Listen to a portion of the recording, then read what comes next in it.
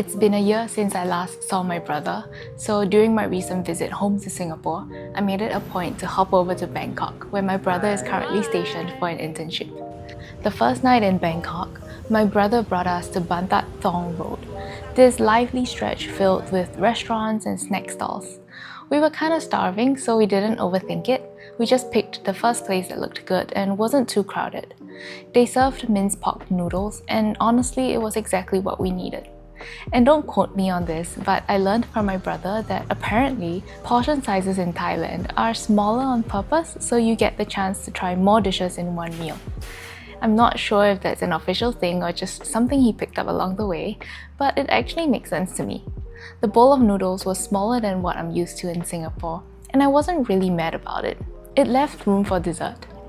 So we stopped by this place that's pretty popular online and honestly quite pricey, but I dare say it lived up to its hype. The crust was flaky and crispy, and the custard was silky smooth and just the right amount of sweetness. I was so tempted to bring some back home with me. That night, we didn't do anything particularly grand. We just walked, ate, talked, and ate some more. But there was something really comforting in all of that.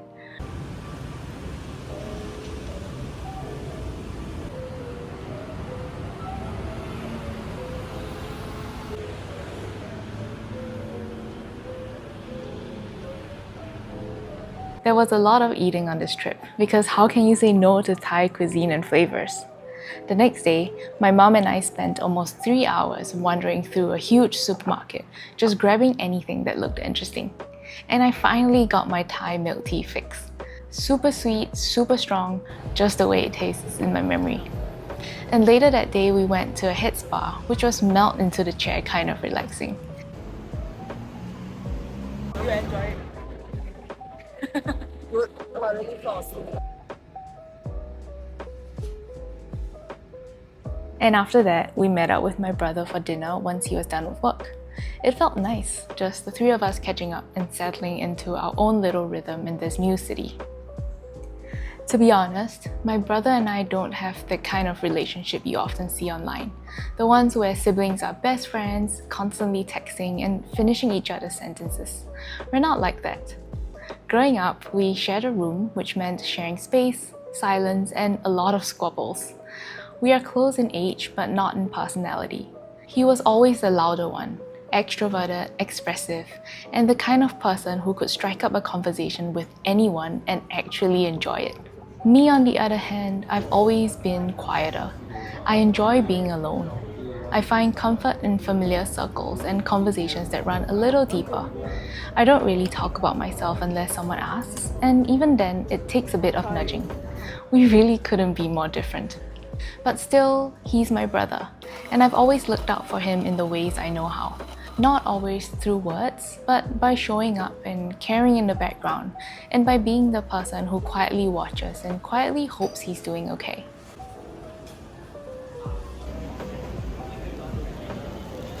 Oh. Anyway, this was actually my first time in Bangkok.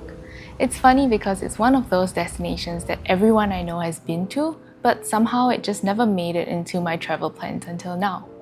And I've really been missing out. The train system is super efficient. It's clean, fast, and easy to figure out, even for someone like me who's new to the city. People have also been really kind and polite, which just makes getting around so much more enjoyable. And the malls, I know this sounds so random, but every single shopping mall we went to had its own personality and theme. Like you walk into one and it's all upscale and minimalist, and the next one is this colorful maze of boutiques and food stalls. And everything we tried was so full of flavor, from street snacks to proper sit-down meals.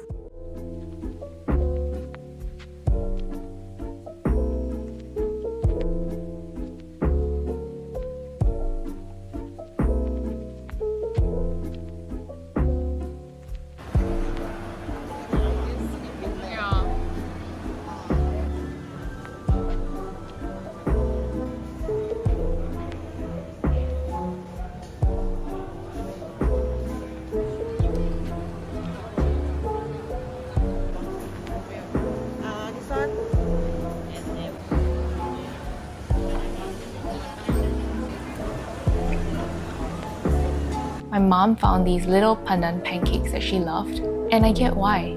They're warm, soft, and just a little gooey in the middle, and they kind of melt in your mouth.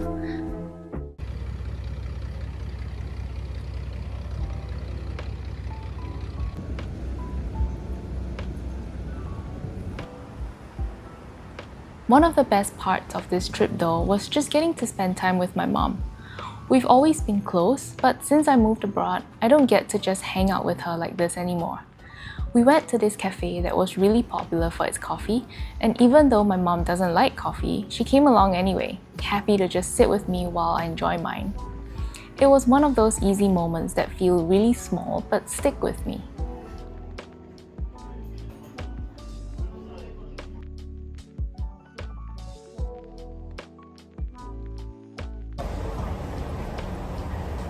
Wow.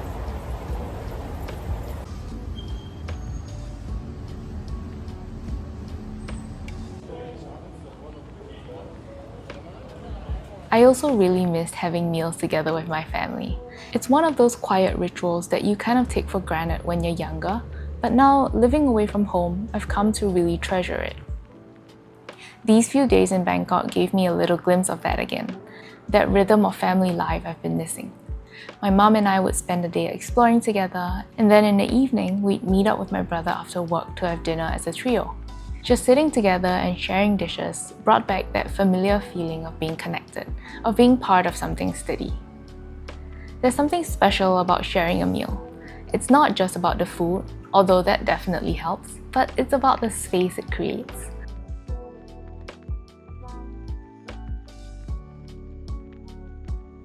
Sing.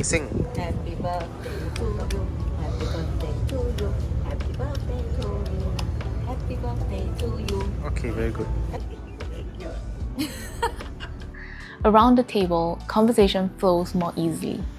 It becomes this gentle reminder that no matter how different our lives may look now, or how far apart we live, this act of sitting down together and eating keeps us close.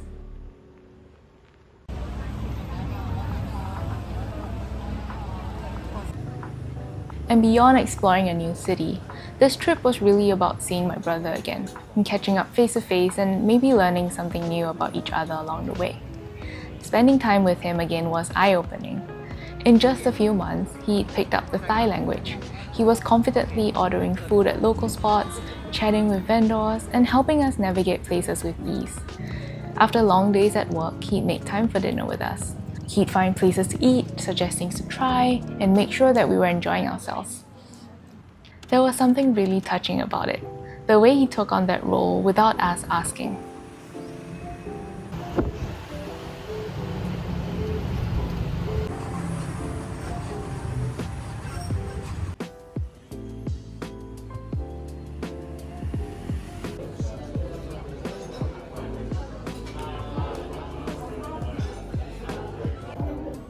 You can eat the tail, you know. Yeah.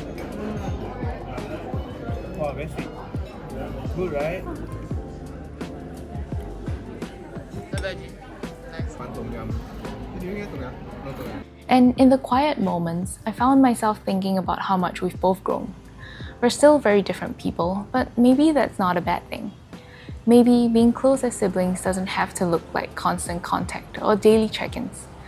It could just be about knowing deep down that we've got each other's backs. I think part of growing older is realizing that love looks different in every relationship. With siblings, it may not always be loud or obvious. Sometimes it's just showing up.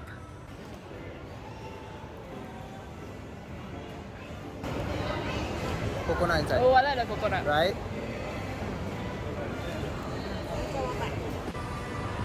Then you can try the corn also. Do you like it? Sometimes it's eating together after a long day. Sometimes it's flying across countries just to say I see you, I'm proud of you, I'm still here. When you live abroad, you get used to missing moments. Birthdays, family dinners, spontaneous hangouts. But something about sibling relationships makes those missed moments feel quieter, less urgent maybe, until suddenly you realize how long it's been. This trip reminded me that even though we don't talk every day or share everything, we're still connected in our own way. through shared memories, through family, through this quiet, steady kind of love that doesn't really need much explaining. And I think that's more than enough. Bye. Okay, bye.